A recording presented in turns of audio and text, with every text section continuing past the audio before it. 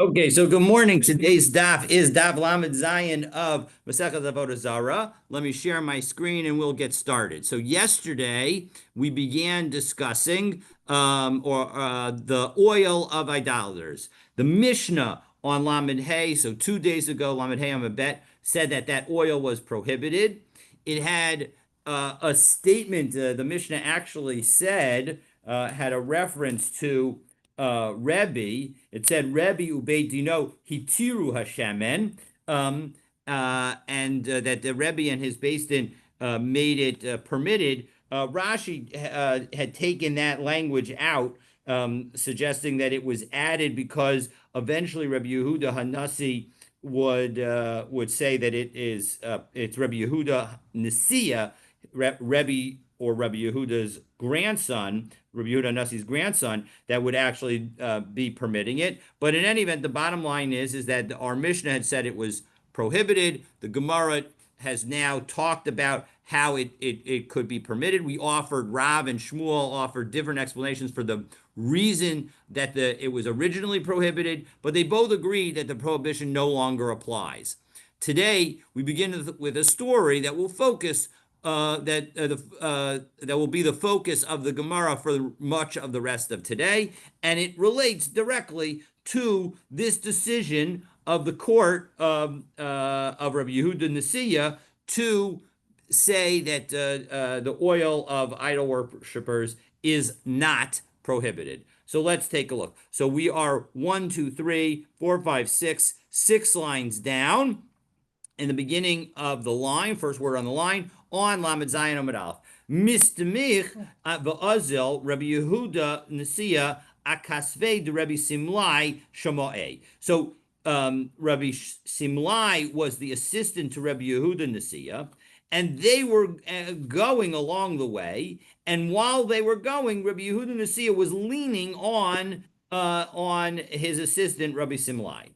Amarlo. So Rabbi Yehuda Nasiya says to Rabbi Simlai, Simlai, lo hayisa emesh v'veis hamidrash. You weren't in the Beit Midrash yesterday. Kashitarnu es Hashemen. When we said that the oil, namely the oil of idol worshippers, is actually permitted.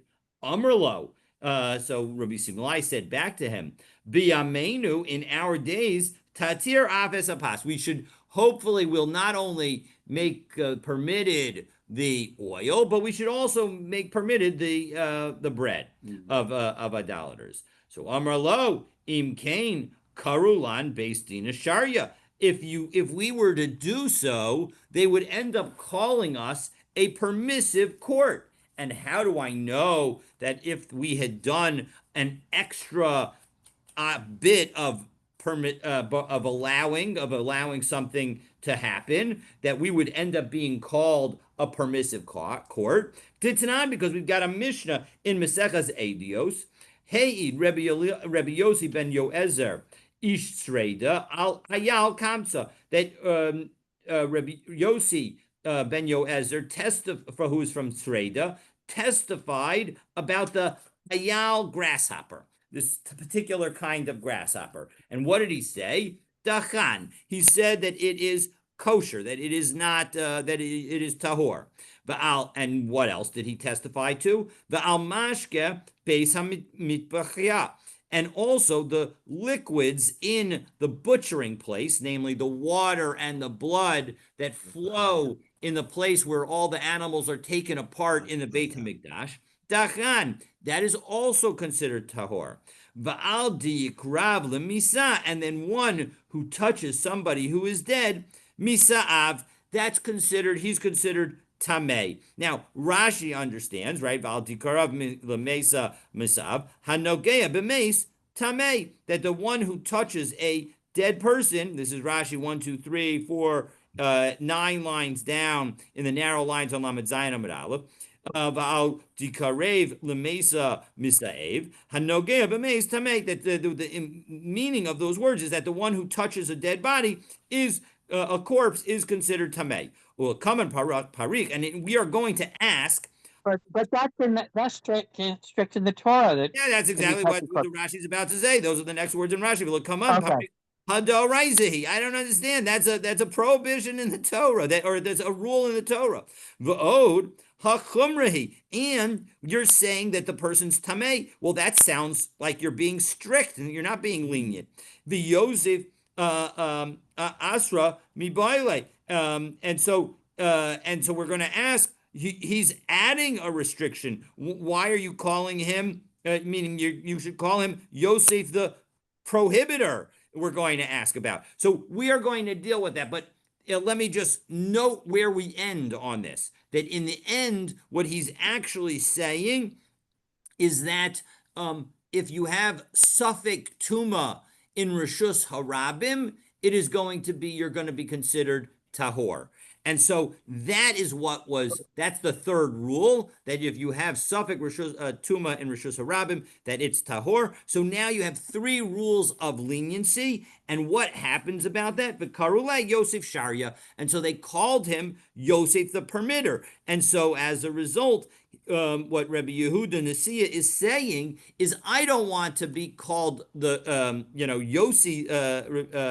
Yehuda Nasiya the permitter, and so as a result, I don't want to permit three things in a short period of time. So Amar Lay. So Rabbi. So Rashi could be. It could be that this is the way Rashi is interpreting the Gemara, because the word v'yikarev doesn't actually mean touch. So Rashi wants to learn that in this it means to touch, nogeya. You could say someone comes close to it, but Rashi says, no, I want it to mean, I really want karev in this sense means nogeya. But that's what he's trying to interpret. 100%.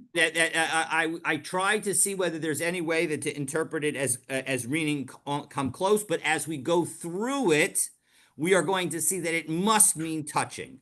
Okay, so if you stay with me, you'll see that it has to mean touching, because we're going to give another interpretation other than the one that I just gave, that we're going to end up with. We're going to give another interpretation of what these words mean, and we'll see that in that context, the karev must mean actual touching. So Amar Lay. So Rabbi Simlai says back to Rabbi Yehuda Nasiya, Hasam Shara Tlas. But 1 second, Yossi ben Yoezer and his court permitted three different things, right? There was the grasshopper, there was the liquids in the Beit HaMikdash, and there was this uncertain tuma. So those are three things. Umar sharachada, and so far you've only permitted one thing. You did the oil of idolaters. So v'ish shari marchada achariti, and if you do one more, akati tartin ho dahavian, you'd only have two. You still have some wiggle room in order to be able to provide lenient rulings. So Amar Lay. Ana sharai achriti. No, I permitted something else, and therefore this would be my third item. Well, Mahi, what is that third item? What is that other item that you permitted? Ditanan. Well, we have the following Mishnah. This is a Mishnah in Gittin, Masechet Adafa Ayin Vav. Ayin Vav Amabet. Zegitich imlo bati mikan ad shnei masar chodesh. If a man says to his wife, this is your get if I don't return within 12 months. Now, note that he is not specified here when the starting moment is for that get. So, umeis besok shnei masar chodesh, and then he dies within those 12 months. So it's sure that he's not going to come within the 12 months back to her. Ain't no get. Nonetheless, it's not a valid get, because it could be that his intention was, and the rabbis understand him to mean that his intention is that the get will only take effect at that moment when I don't come back after 12 months. But now he's died in the meantime, and so he's never coming back. But the get, when it would take effect, is when he's dead, and a dead person is not able to give a get. So if somebody were to say, I want to give a get when I turn 121, and he dies at 120, so the point is that get is not a valid get, because he's dead at the point that he wanted it to take effect. And so as a result, that's not a valid get. But Vitani Allah, but we learned a brisa about that. V'Rabosenu hitiruha linaseh, that our teachers permitted her to get remarried, meaning that we do consider it a get. Because why wouldn't we allow her to get married? Well, if we're going to assume that her husband who passed away died without any children and he has a brother, then there's the obligation to perform yibum. And until yibum or chalitza is performed, she's not allowed to marry somebody else. And yet the teachers taught that they were going to allow her to remarry. V'amrinan man rabosenu. Who were these teachers that we said that they're going to permit her to get remarried? Rav Yehuda Amr Shmuel, and it was said in the name of Shmuel, Beis Dinu Deshara Mishcha. It was the court that said that the oil was permitted, namely the court of Rabbi Yehuda Nasiya. And so this was the other thing that Rabbi Yehuda Nasiya permitted. And why did he permit it? Savrei Laka Rabbi Yossi. He thought like Rabbi Yossi. De Amar Zmano Shel Shtar Mochiach Alav. Because Rabbi Yossi says that the date of a contract proves the intended time for the beginning, for the implementation of that contract. So let's take a look at Rashi, who cites the case that of Rebbe Yossi and provides additional explanation. So this is basically smack in the middle of Rashi's narrow lines on Lamed Zayin Amud Aleph. B'Baba Basra. So the easy way to find it is to find the abbreviation Beis. So B'Baba Basra, B'Perek Yesh Nochlin, Daf Kuf Lamed Vav Amud Aleph, 136a. Hakozev Kol Nechasav Livno. That if somebody writes all of their possessions to their son, La'achar Moso, that it should take effect after his death. Zarah shiyichtov, that he needs to write in it. Now, well, let us back up and just say, what is he trying to do by doing that? What he's trying to do is say to his son, listen, all of my assets, all my property belongs to you today. But I want to still enjoy the fruit of that property until I pass away. But I want you to own the property. This way, if I borrow money now on a written contract, that property is not mortgageable, meaning that property is not something that could be collected against by the debtors because I've already given it to you and I am just enjoying the fruit for the rest of my life. So tzarich sheyichtov. So back into Rashi. So tzarich sheyichtov mehayom ula'achar misa. He needs to write, according to the rabbis, in that document that the document is from today and for after his death, meaning that there needs to be both a reference to today, meaning the effectiveness of the transfer of the underlying property, and the fact that there's a component that is going to actually only be transferred upon his death, namely the fruit. Because then it implies that the underlying property is transferred today. Rashai lemachram pera la'acher.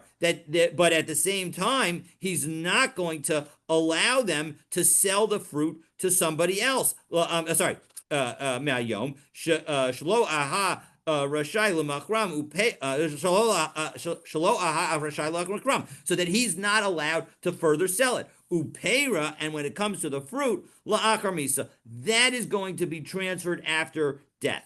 The imlo kasav mehayom, and according to the rabbis, they say that if you didn't write from today, and it meaning from today, today obviously is July 25th, 2025, you have to write that document, that date into the document. Ella la'achar misa, if you only wrote that that this is going to take effect after death, lo amar klum, you have not said anything, because the simple understanding of the document now becomes that it's not from today, that you're only transferring everything after your death, and you don't have the right to make transfers after your death. Once you die, everything gets passed through the Torah's inheritance laws.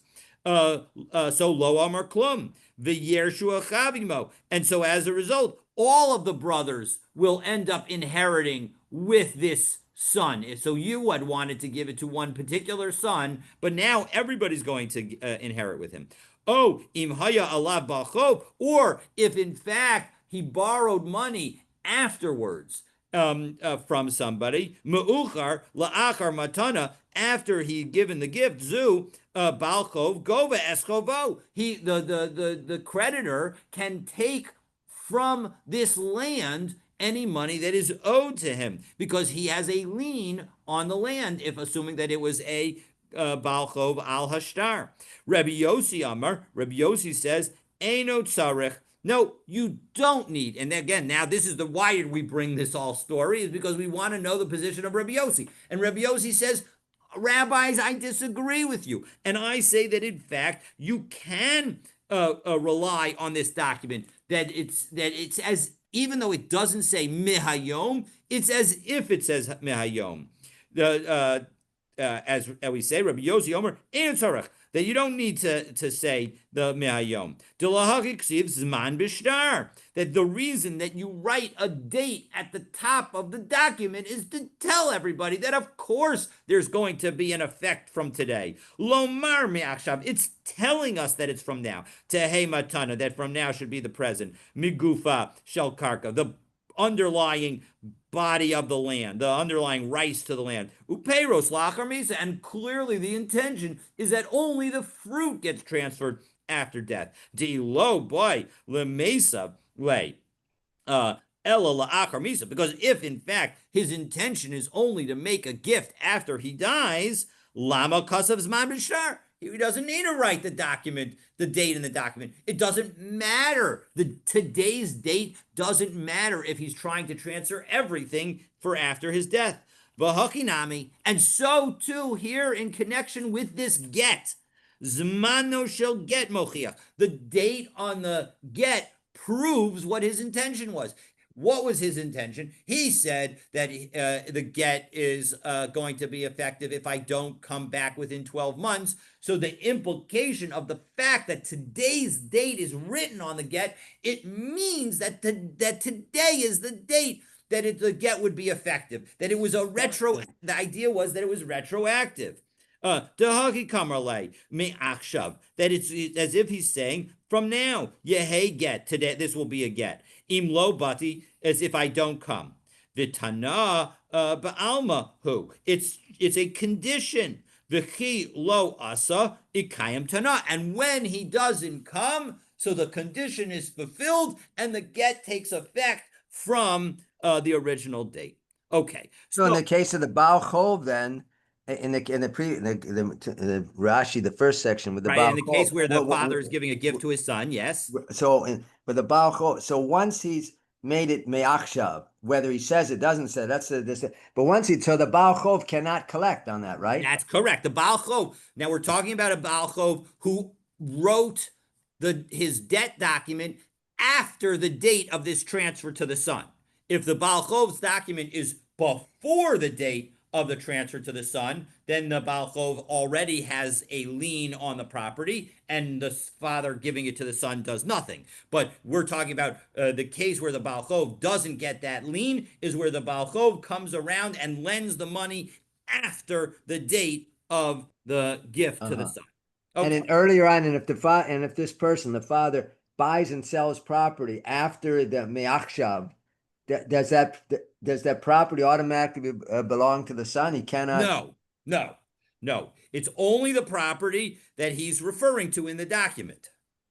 So if he buys property, he has total ownership of that property? Yes. If he buys new property, he has total ownership of that property, and that property is not covered by the gift. Now the question is if he uses a more general language of all of my property or something along those lines, that might be more complicated. I'm not up on the issues of that sugya at the moment, but my sense is that would, we would need to understand the precise situation. But if in the simple case where he gives property A to his son for now and from after his death, it's only property A that the son gets, not all property. All the rest of the property is supposed to go to all of his children. Okay. V'amar Rabbi Abba, so back into the Gemara.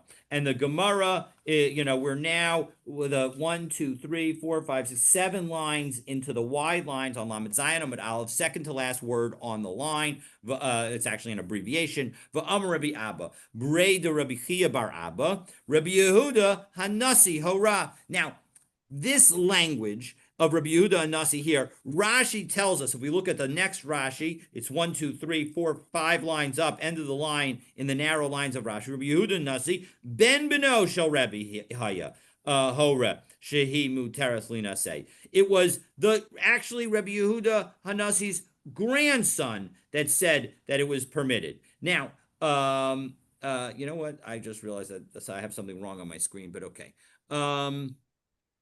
Let me just make sure I scroll. Okay, so it was Rabbi Yehuda Hanasi that taught that, and so we're saying that no, it's not actually Rabbi Yehuda Hanasi. Rashi tells us it's actually Rabbi Yehuda Nasiya, and he ruled that in fact that she is permitted to. Oh no, this is clear. So the simple understanding, according to Rashi, is that this is referring to Rabbi Yehuda Nasiya and is explaining what we just said, meaning it's explaining all the proof that we just made, that it's Rabbi Yehuda Nasiya who was allowing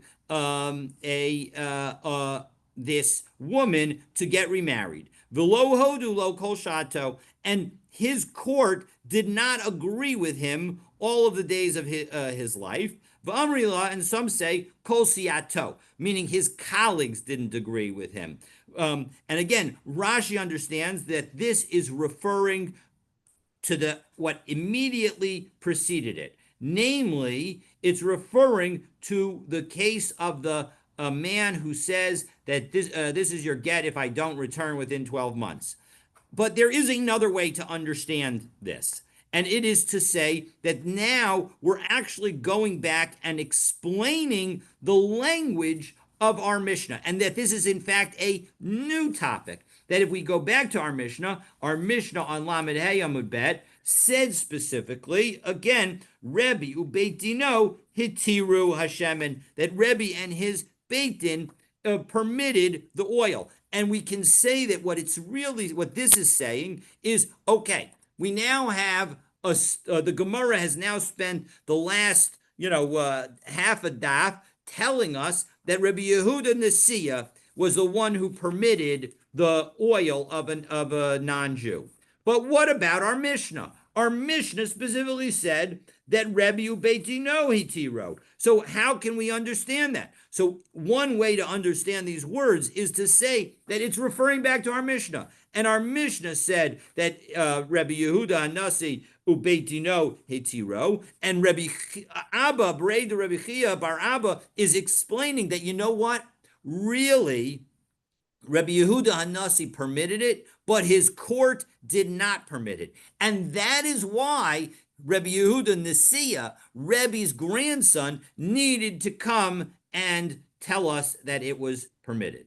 So, okay. So, Amr, now I'm wondering, where's the source for that? The Gemara clearly seems, it says Rabbi Yehuda Hanasi Hora, and Rashi brings, he says, well, I don't think so. I think it's his grandson. But what Rashi pulls this almost out of thin air. Where's his Masorah for this? So his Masorah from that is from the beginning of what our daf today. If you take a look on the sixth line of our Gemara, the context of this statement is immediately following Rabbi Yehuda Nasiya walking along with Rabbi Simlai and their conversation. And so if you refer it to that conversation and the fact that it was Rabbi Yehuda Nasiya who said that a woman is permitted to get remarried if her husband says, if I don't give you a get within 12 months, and then dies within those 12 months, that she's allowed to remarry and doesn't need to do yibum or a chalitza. So that, so in that context, it seems most likely that the reference to Rabbi Yehuda Hanasi is to Rabbi Yehuda Nasiya. So that's the basis for Rashi to say that. But again, and that's based on the fact that Rashi says that the language of Rabbi Yehuda, of Rebbe Ubeit Dino in our Mishnah is mistaken, that it should actually come out. And so that's the basis to say that this language is not Rebbe Yehuda Hanasi himself. So that would be, I don't really want to use the word, but you almost want to say there's a mistake in the alliteration of the Gemara where it says Rabbi Yehuda Hanasi, where Yes, Nasiya, well, there's a hey at the end. There's a we Nasiya. 100%. There are many places. Indeed, the Masoras Hashas is filled with them. In fact, right now we're about to have one. We have in this a parenthetical where it says Rabbi Eliezer, and the Zion there tells us that really this is supposed to be Rabbi Elazar. So Right. the point is that we have that throughout the Gemara. There are Right. places where and the Rishonim have really worked hard to clarify the various places, and that's exactly what Rashi is effectively doing here. But in any event, let's go on to Rabbi Elazar Lahu Saba. So Amrle Rabbi Elazar Lahu Saba. So Rabbi Elazar asks the following great question to a particular elder. And so that elder, we understand him to be from the court of Rabbi Yehuda Nasiya, because he says, Kishari Suha, when you permitted her to, meaning that you allowed this woman to get remarried. The husband had said that the divorce is effective if I don't come back within 12 months, but he didn't specify the date. And so as a result, maybe you would say, the rabbis say it's not a good divorce because the date is assumed to be when the 12 months later. But according to Rabbi Yehuda and his court, he says since there's the date of the giving of the get is on the document, the implication is definitely for it to be retroactive. So now the question is, the man has died after 6 months. What about after 7 months? Can she remarry now? Or do we say no? It needs to wait until the condition is fulfilled. So la'alter shirisua delo asi. Do we say that she's going to be permitted right now after the man has died 6 months later and not after a year? Because after all, we know for sure he's not going to come back. O Dilma la'akar shneimasar chodesh deha'ikayim leitanai. Or do we say no? The literal words of the condition need to be fulfilled, and therefore we need to wait. Now, Tosfos seems to think that this is obvious that we should allow her to marry. The Im Tomer, take a look at the top Tosfos on Lamed Zayin Amud Aleph. The Im Tomer, pshita de la'alter hi muteris, de miyad shemes hari hatanaim kimikuyam, de lo yishav od lebeso. It's clear that she should be permitted immediately because as soon as a person dies, we know that he's not going to come back in 12 months. He says that, you know why we're asking this? We're asking it because are we worried that if we allow this man to remarry, that maybe woman to remarry. Sorry, thank you. If we allow this woman to remarry, thank you. If we allow this woman to remarry, are we going to now, if we allow this woman to remarry after the husband has died, before the 1 year has fulfilled, maybe if she didn't die, if he didn't die, then I'm getting a little confused. If he didn't die, maybe she might think that she's still allowed to marry because she knows that the get will be retroactive, and she will think that that she could even get married if he didn't die.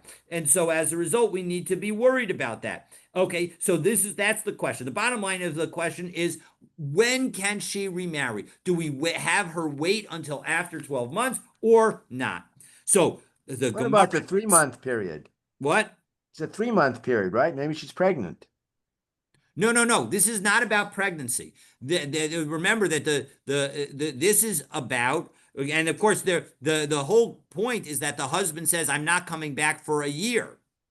So and the death is after 3 months, so we don't have to worry about that. So the death is after 6 months. So now the question is, at 6 months and a day, can she remarry? Is it as if and the question is of course she died he He died, died. excuse me, he died without any children. And he died with a brother. And so as a result, is she bound by the laws of Yibum or not? So, and we say, again, according to Rabbi Yehuda Nasia's court, that she's not bound, that we look at it retroactively. And so as a result, she's considered a divorced woman, not a widow, and therefore the laws of Yibum do not apply to her. So, but the Tiboilach, Amas Nisan, why, Rabbi Lazar, did you ask this question about the Rabbi Yehuda Nasia's court? You could have asked it about a Mishnah, Titanan, because that same Mishnah that said, according to the rabbis, that if you say that here's your get, if I don't return in 12 months, and you don't specify the start time, that the rabbis say that it's not a valid get, and Rabbi Yossi again says that it is, but the rabbis say it's not a valid get. The rabbis admit that it's a valid get if you use the following language: the Tanan harezeh gitech mi achshav im lo bati mikana ad 12 chodesh umeis b'toch 12 chodesh havi get. If you say that if I don't come back within 12 months, it's a get for you from now, well, then everybody agrees, even the rabbis agree, that you have been clear that your intention is that the get should be retroactive to this date. And so when the husband dies after 6 months, it's clear that he's never coming back. And so the get will definitely be retroactive to today. And so as a result, it's a valid get.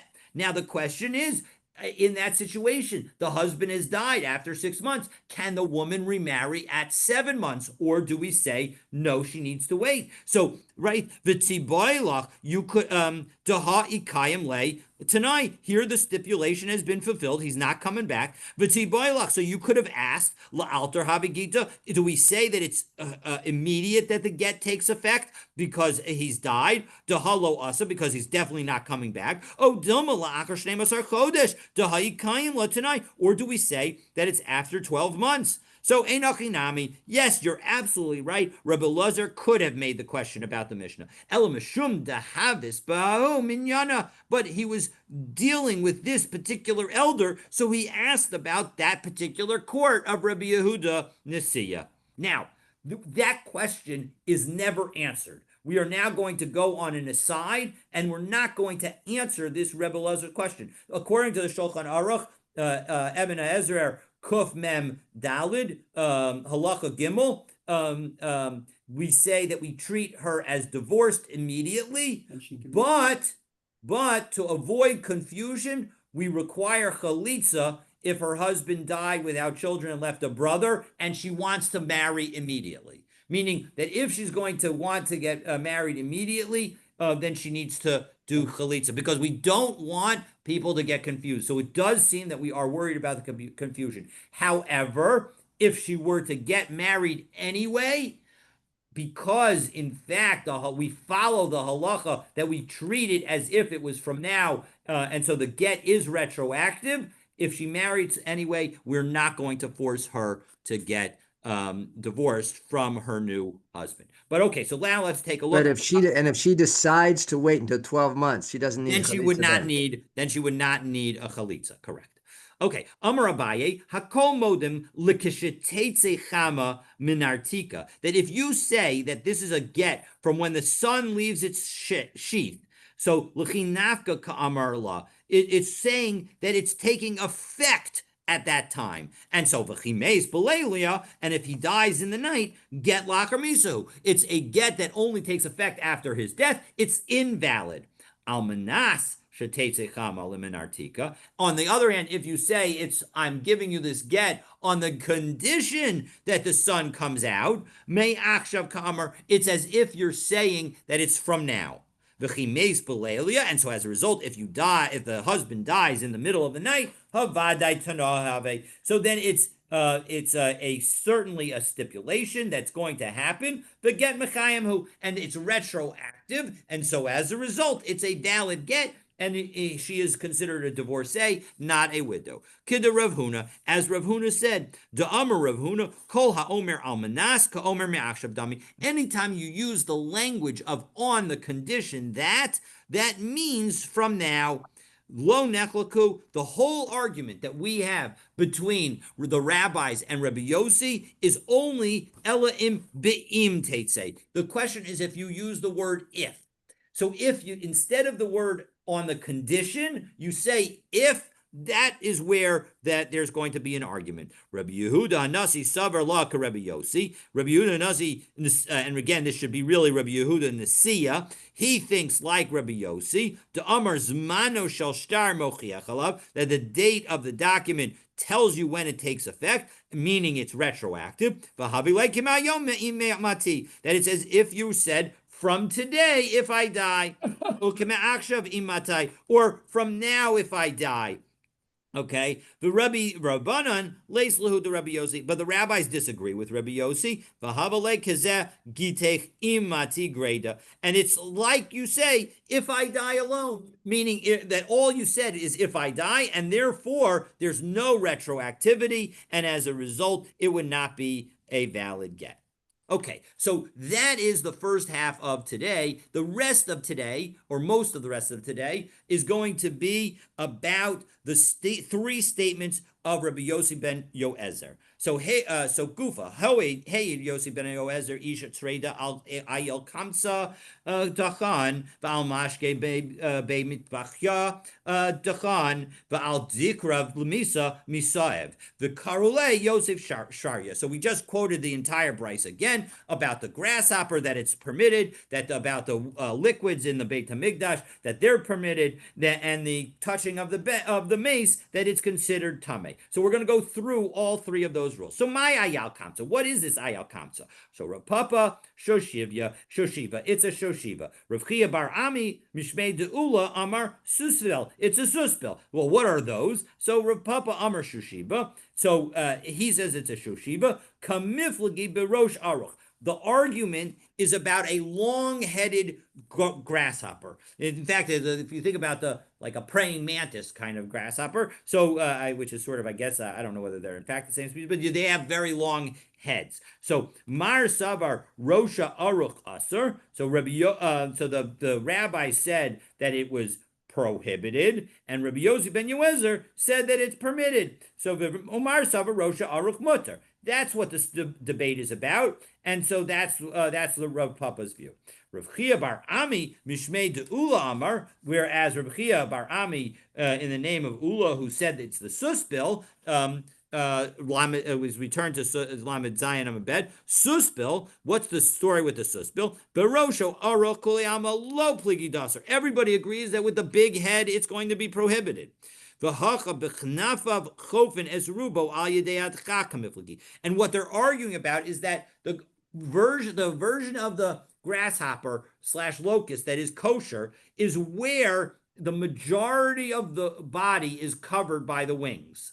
Now, I wouldn't, don't go out and practice this in practice, but that's what the Gemara is saying. And the question is what's the story if it's just a bare majority? And this particular suspil kind of grasshopper, the majority of the body is covered by the wings, but it's just barely the majority. So Marsav Aruba Koldahu Be'inan. Rabbi Yossi ben Yoezer says that all you need is a little bit more than the majority, and therefore it's going to be kosher. Umar Sabar, no. Ruba de Minkar Be'inan. No, you need to have a recognizable majority. It needs to be obvious to the eye that it's a majority, and therefore this animal would not be permitted. Okay, so that was ruling number one. Ruling number two, Ba'al Mashka Be Mitbechaya Dachan. Again, the liquids of the butchering place are tahor. My dachan. What do you mean that they're tahor? So do we mean that you can, that they're, because clearly in the first case we meant that it's kosher, but here, what do you mean that they're tahor? So Rav Amar Dachan Mamish. Rav says that we mean literally tahor, meaning that if they touch something else, they will not make it tameh, even if they themselves become tameh. Ushmuel Amar Dachan Milatame Acherim. No, what it's referring to is, of course, they can become tameh, but they don't have the ability to cause other things to become tameh. Aval tumas atzman yesh, but they do have the ability to be tameh themselves. Rav Amar Dachan mamish. Why does Rav say that it means literally tahor, that they themselves are tahor? Kasavar tumas mashkin de rabbanan. He thinks that the fact that a liquid can become tamei in the first place is only a rabbinic. V'chi gazer rabbanan tuma b'mashkin de alma aval b'mashkin de b'mitwachia lo gazer rabbanan. And so when the rabbis made their decree about tuma of liquids, they were saying that only applies outside the Beis Hamikdash, not inside the Beis Hamikdash, and therefore the liquid itself is going to be okay. Shmuel Amar dachan milatame acherim. No, Shmuel says it's for not contaminating other things. It's not making other things tummy. Aval tumas atzman yesh behen, but they themselves can become tummy. Kasavar tumas mashkin deoraisa, because Shmuel, according to Shmuel, Yossi ben Yoezer says that tuma of liquids is biblical. And so as a result, that can't be the thing that doesn't exist in the Beis Hamikdash. But lotame acherim duraban, but causing other things to become tame is a rabbinic decree. And so when it came to the Beis Hamikdash, they did not make a gzera in connection with it. So that's the second of the rulings of Yossi ben Yoezer, and now we have the third. Va'al de yikrav lemisa misayev, that when it comes to somebody who's touching, again, according, obviously, again, Yikrav literally would mean coming close, but we're going to understand it as touching, both because Rashi told us that, and we're going to see that it needs to be translated that way. So then it's tummy. V'karule Yosef Sharya, and they called him Yosef the Permitted. So the Gemara now asked, I don't understand. The fact that he's saying something is tame seems like he's prohibiting something. Yosef Asrami Baile. This last indication should mean that he's Yosef the Forbidder. And obviously that doesn't mean that he should be literally the forbidder just because he forbids one thing. But the point is he shouldn't be called Yosef the Permitter. So, Avodah Raisei, and moreover, what in the world is he saying? That's a biblical rule. Diksiv, v'chol asher yiga al panei hasadeh b'chalal cherev ovames, that if you touch anything in the field, the body of somebody who was killed by the sword, or a corpse, well, then you're going to be tamei for 7 days. That's what we have beginning of Parshas Chukas. So, D'oraisa diakrav tamei. So you're right. Biblically, somebody who touches the corpse is tamei. And again, this is where it's clear that it's got to be that it's touching. Deyikrav b'deyikrav tahor. But if you touch somebody who touched the tamei body, so then that would be tahor. This is only a havamina. We're going to say that can't be either. But also inhu b'gazer afilu deyikrav b'deyikrav. And the rabbis came and said, you know what? Even somebody who touches a person who touches a dead body, that person is also going to be considered tamei for 7 days. V'asaihu v'okma adoraisa. And so Yossi ben Yoezer said, you know what? No, the person's not going to be tamei. Because that's the biblical rule. One second though, b'deyikrav nami doraisu. But somebody who touches a corpse, that the fact that they're tamei is also biblical. Diksiv, after all, it says v'chol asher yiga bo hatamei. Excuse me. V'chol asher yiga bo hatamei yitma. Anything that the tamei person touches is going to become tamei, including a person. So Amrua Rabbanan Kamei de Rabba Mishmei de Mar Zutra Berei de Rav Nachman, de Amr Mishmei de Rav Nachman. So it was all said in the name of Rav Nachman. Doraisa Dikrav Dikrav, when somebody touches somebody who touched a corpse. Bechiburin, if they're still connected, and again, this is the language that makes clear. Dikrav means that they're touching, that they had touched, because now we're saying that the first person is still connected to the dead body, well then tuma shiva. Then you would be subject to 7 days of tuma.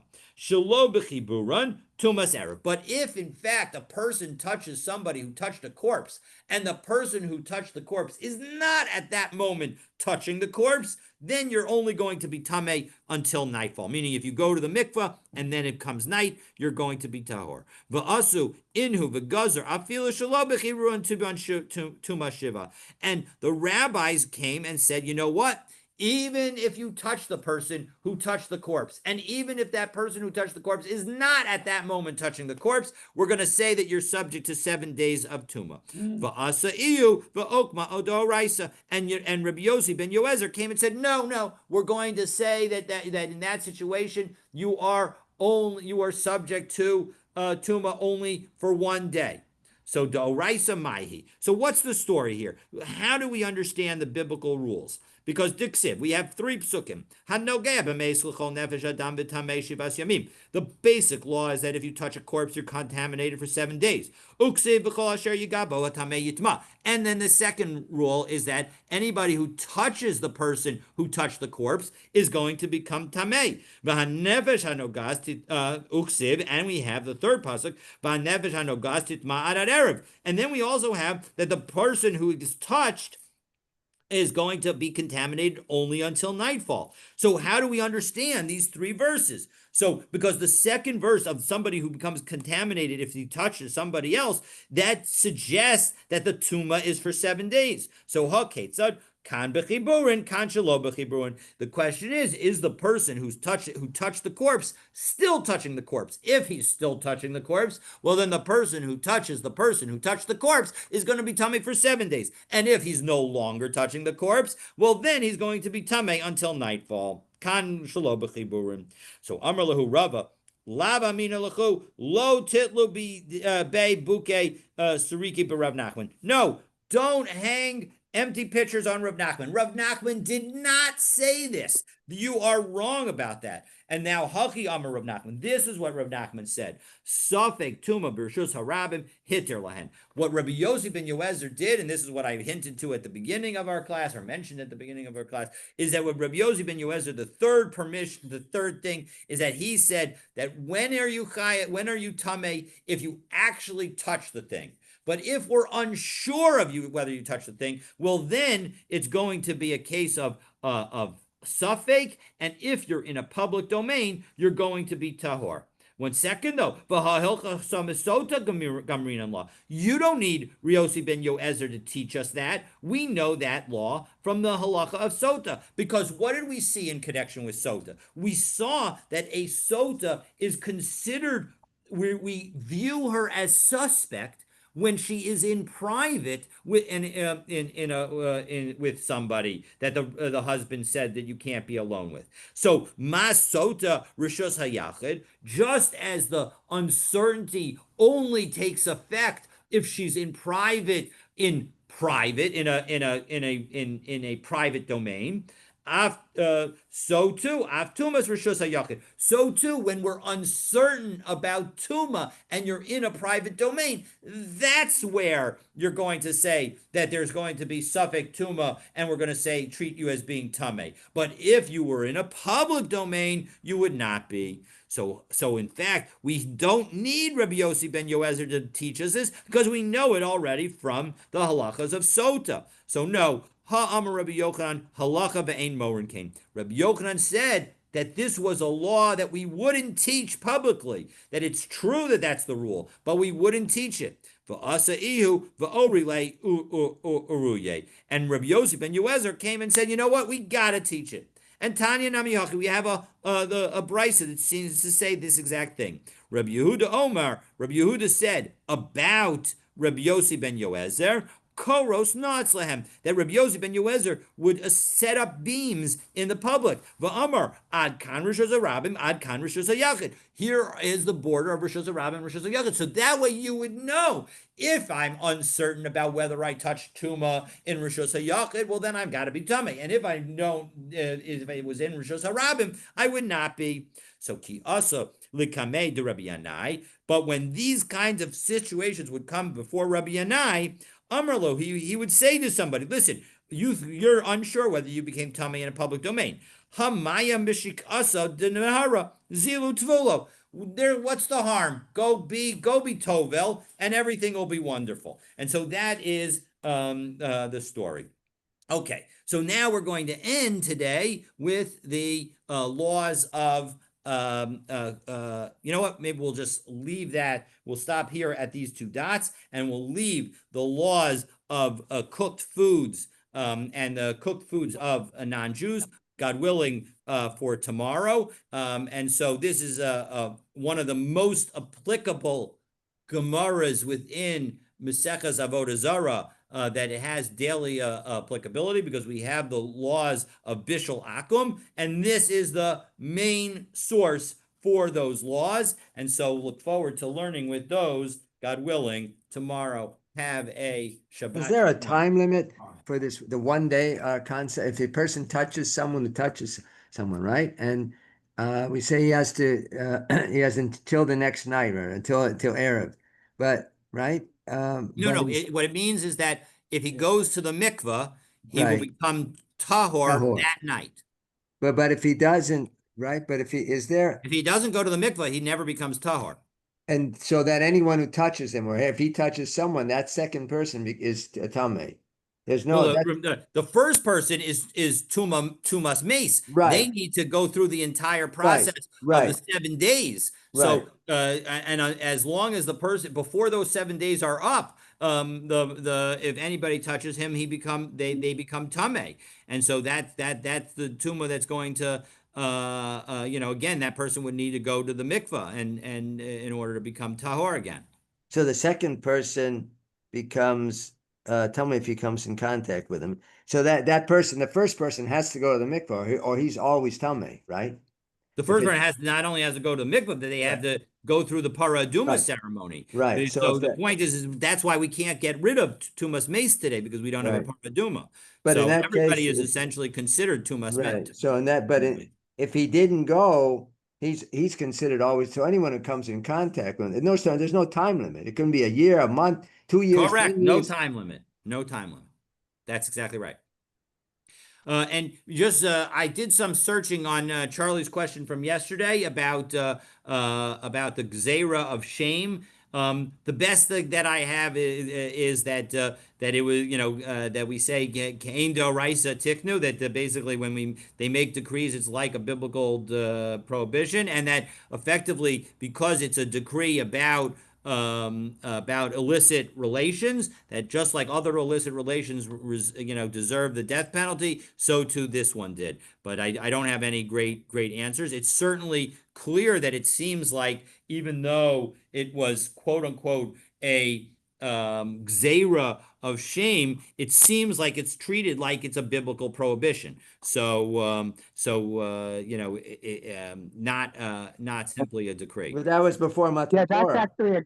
actually a challenge because when you are warned on a death penalty offense, you actually have to state the exact Correct. It would be very thing you're difficult to violating, sentence and anybody if to the you are death. and if you have and that if the warning is invalid, the death penalty cannot be enforced. That's correct. And if the person who's being warned says he doesn't understand where that's from, the death penalty can't be enforced. So that's a real challenge. That's exactly right. 100%. Basically, the other way to understand it is that it was effectively the rabbis imposing their own version of the death penalty at that time, but even that's difficult to understand. But So, shame Yeah, was before Matan Torah. correct. That's long exactly before. right. Yeah, Yeah. Oh, 100%. But that was what we saw in the Gemara yesterday, that Shem was the one who decreed that a Jewish woman who has relations with a non-Jewish man, potentially the Jewish woman needs to have at least some connection to a husband, because of course that's the situation of Tamar. She wasn't actually truly a non-married woman because she was supposed to, as you noted yesterday, she's supposed to marry Shayla. So the point is that but the bottom line is that the Gemara seemed to be saying that that was a decree of the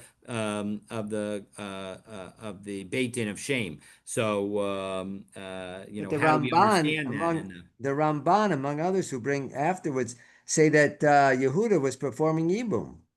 Yes, oh, 100%. which That's is exactly right. also problematic because that's not he would Because of course not have that's not been how Yibum ineligible. works. We don't allow Yeah, the father-in-law to perform Yibum. It's right, exactly, 100%. So Today, but at that time it was considered Yibum, and correct. That's the general understanding is that sort of there was the simplest way to understand it is that this concept of yibum existed at the time, and the Torah incorporated it in a moderated way in order to fulfill the positive aspects without actually implementing some of the negative aspects.